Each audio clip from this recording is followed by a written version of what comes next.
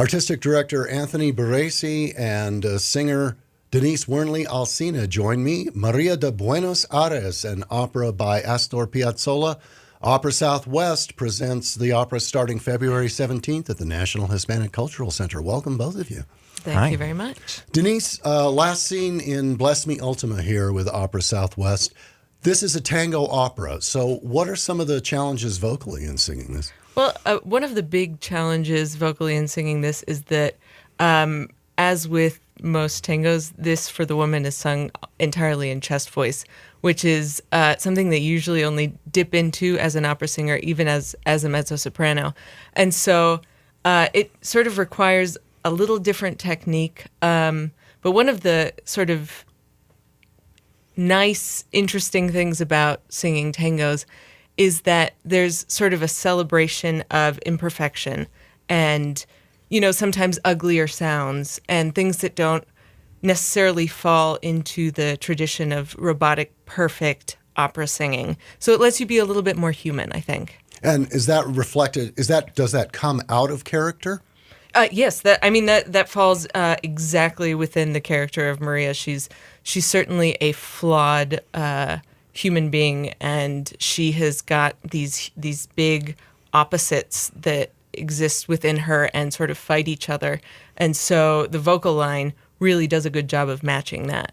And I don't know if we could even describe the plot, but suffice to say there's some realism and some supernaturalism. I think you just got to sort of come and experience it, right? Absolutely. I mean, she's a tragic heroine, and most of the text is this combination of surrealist magic realism poetry that Ferrer and Piazzolla put together.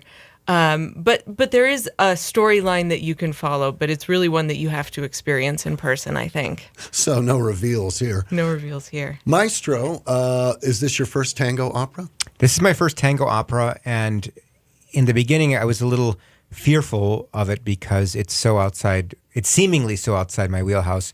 But two things have really helped me in putting this together. One is my extensive experience in high school and college playing in rock and roll bands, and the other is my extensive experience doing operetta. Now with the rock and roll bands, it's just a matter of the percussion keeps it together, so I have to kind of just trust that the percussion is going to keep it together. And as far as the operetta goes, in operetta there's tons of spoken dialogue that you have to fit under music, and the music is a finite length and the text is a finite length, and you have to figure out, okay, well the speaker needs to go a little faster here, they need to wait here. And so really kind of grafting those two things together I've had a lot of experience with, and technically those are probably the most challenging things about the opera, because once it gets going, once you get into the groove with the tango, it just kind of does itself.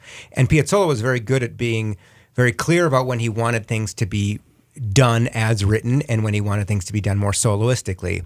And there are many recordings of this, and Piazzolla's is actually in some ways the most conservative. It reflects mostly what's on the printed score, and then you have other ones that take a much more different tack and go on a much more improvisatory way with it. But the music allows for that because there's such a combination of like a band feel and then a classical feel. But he's very specific in the score about where you sort of go off the page and where you kind of. He writes solo a lot. When you see solo, you don't necessarily have to keep rhythmically or pitch wise to what's going on.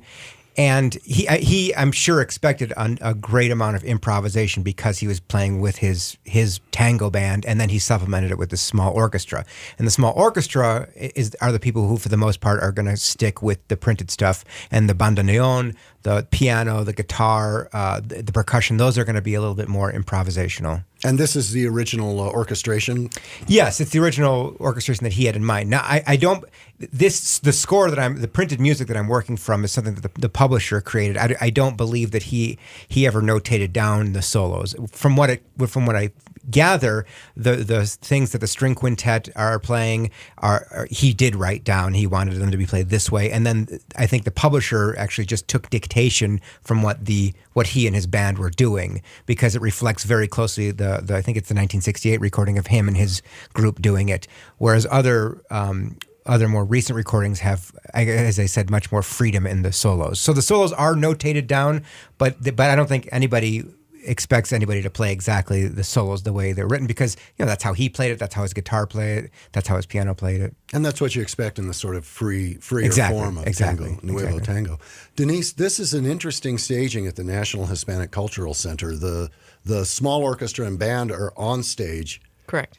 And we're seating cabaret style down in the audience as well? Yeah, we're seating cabaret style. And actually, there are a few instances in which the singers will move out into where the cabaret style seating is. So there will be a real connection between audience and singer, audience and performer, and audience and musicians. The bandoneon especially plays an integral part in the story of this opera and is an actual character. So it's going to be a very interactive experience. And the scoring is, it's just two singers and narrator? Two singers, narrator, and then there's a spoken chorus part, which is being done by our dancers. And there's supers. Two principal dancers as well. Yeah.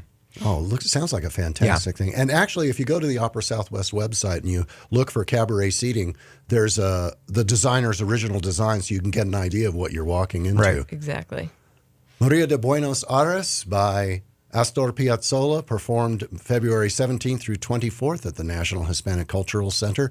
Tickets available in advance at the NHCC box office, 724-4771, or online, operasouthwest.org. Denise Wernly Alcina and Maestro Anthony Barrese, thank you for joining me today. Thanks for having us.